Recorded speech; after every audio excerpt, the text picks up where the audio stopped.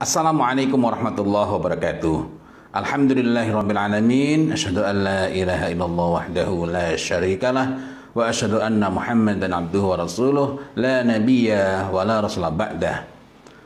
Alhamdulillah pagi ini kita dapat kembali bertemu dan pagi ini saya akan bicara secara ringkas mengenai bi'ah. Syekh Ali bin Abdullah bin Ali Al-Qarni mengingatkan kita dalam kitabnya Al-Fitrah Haqiqatuha wa Madzahibun Nasfiha bahwa lingkungan yang buruk atau bi'ah fasidah itu merupakan penyebab yang sangat potensial untuk merusak dan menyimpangkan manusia dari fitrah. Akan tetapi perlu kita ingat bahwa lingkungan yang dimaksud dengan lingkungan itu yang terdekat, yang paling kuat seharusnya adalah keluarga kita, usrah, keluarga kita itu.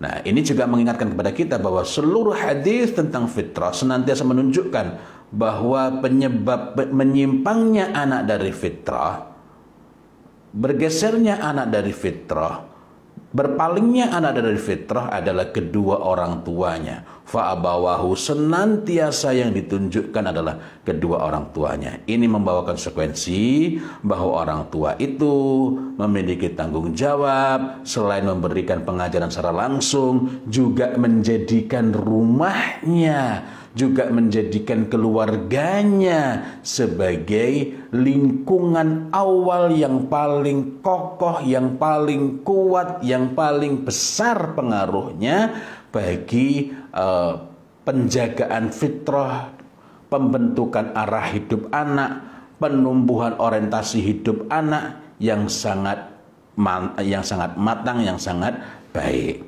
Ada tiga macam bi'ah, ada tiga macam lingkungan. Dan sekali lagi yang saya ingatkan adalah lingkungan itu bukan berarti di luar rumah kita. Kadang orang mengatakan, gimana Ustadz, kita sudah ngajarin anak baik-baik, kita sudah mendidik mereka baik-baik, tapi begitu keluar rumah nggak karu-karuan. Itu artinya bahwa rumah kita ini, keluarga kita ini belum cukup menjadi bi'ah solihah. Nah, agar kita bisa memiliki gambaran lebih umum, bi'ah tadi ada tiga macam. Pertama namanya bi'ah solihah. Bi'ah solihah itu berarti lingkungan yang baik, membaikkan dan menjaga dari keburukan. Dan seharusnya setiap rumah kita, setiap keluarga kita ini menjadi bi'ah solihah bagi anak-anak dan anggota keluarga secara keseluruhan. Kemudian yang kedua adalah bi'ah hasanah. Bi'ah solihah maupun bi'ah hasanah dapat dimaknai sebagai lingkungan yang baik. Tetapi bi'ah hasanah ini adalah lingkungan yang baik, lingkungan yang kondusif, bapaknya baik, ibunya baik, kedua-duanya memberikan teladan yang baik, tetapi tidak secara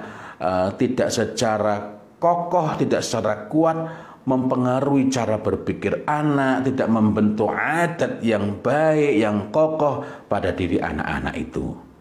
Kemudian yang ketiga adalah bi'ah fasidah, lingkungan yang merusak. Dan alangkah celakanya kalau bi'ah fasidah itu justru adalah rumah kita sendiri, keluarga kita sendiri.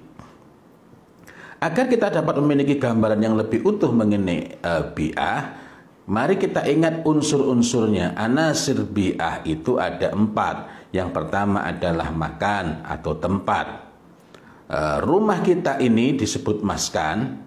Jadi bahasa Arabnya rumah ini adalah maskan, karena seharusnya rumah itu menjadi tempat yang memberikan ketentraman, keteduhan bagi seluruh anggota keluarga, terlebih anak-anak.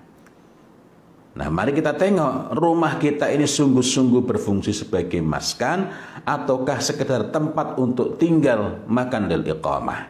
Kalau rumah kita ini tidak memberikan keteduhan, baru PJJ pembelajaran jarak jauh, setahun itu anak-anak sudah tidak betah di rumah, itu berarti ada yang perlu kita perbaiki dengan rumah kita.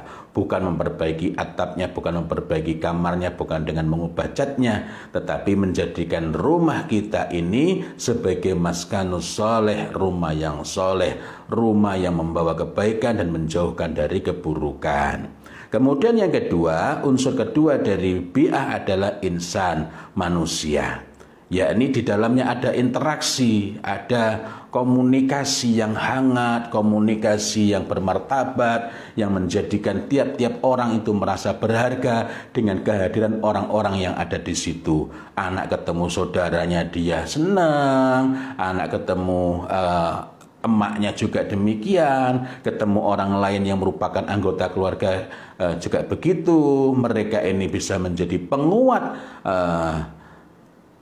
ketika mereka sedang lemah, kemudian bisa menjadi pengingat indal ghaflah ketika sedang lalai, kemudian menjadi pengokoh dalam berpegangan indal fitan ketika sedang tertimpa fitnah-fitnah, ketika sedang terpuruk, ketika sedang terhempas, ketika sedang menghadapi kegestuhan di luar. Ini semua merupakan hal-hal yang seharusnya ada dari interaksi antar insan. Dengan demikian, anak dengan anak itu akan saling rindu, anak dengan anak itu akan merasakan betapa besar arti persaudaraan. Ketika mereka jauh, saudara-saudara yang di rumah mengingat, dan yang jauh pun mengingat saudara-saudaranya yang ada di rumah. Kemudian yang ketiga adalah afkar. Apa afkar itu? Pemikiran.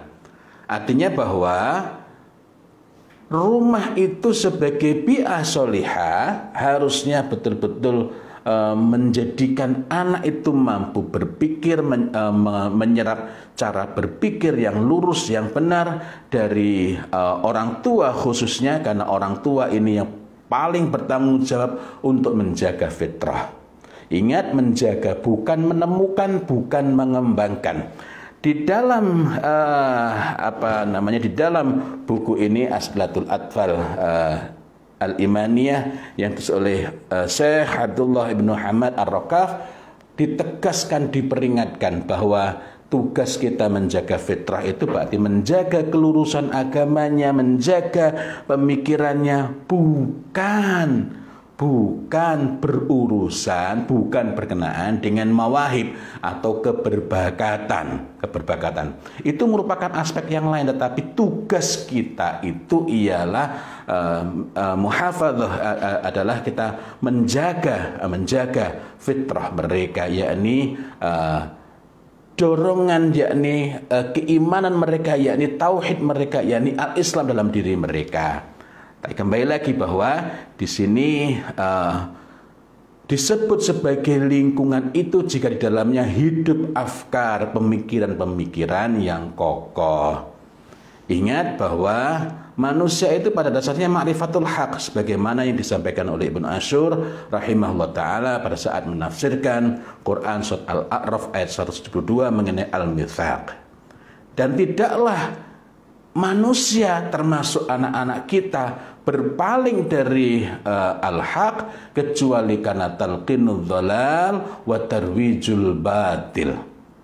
Kita tidak membahas ini, tetapi secara ringkas disinilah pentingnya orang tua itu bukan hanya menunjukkan ini baik, ini buruk, ini benar, ini salah, melainkan melakukan transformasi pemikiran sehingga anak itu berpikir dengan cara berpikir yang lurus, dengan cara berpikir yang benar, dengan berpegangan pada mikyas, pada parameter yang kokoh, yakni al-Islam ini, Al-Quran dan As-Sunnah ini.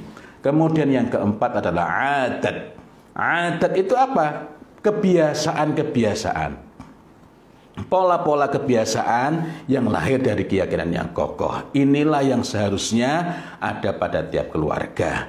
Manakala empat unsur ini, anasir, jadi unsur ini dari bahasa agama kita ini, apabila empat unsur ini tidak ada, tidak terbentuk dengan kokoh, maka walaupun bapak ibunya baik, dua-duanya orang yang sangat baik, sangat mencintai kebaikan, banyak melakukan amal soleh, teladan yang tidak dapat diragukan lagi, tetapi rumah mereka hanya menjadi bi'ah hasanah, hanya menjadi lingkungan yang baik, tetapi bukan lingkungan yang membaikkan, bukan lingkungan yang memberi proteksi terhadap keburukan-keburukan.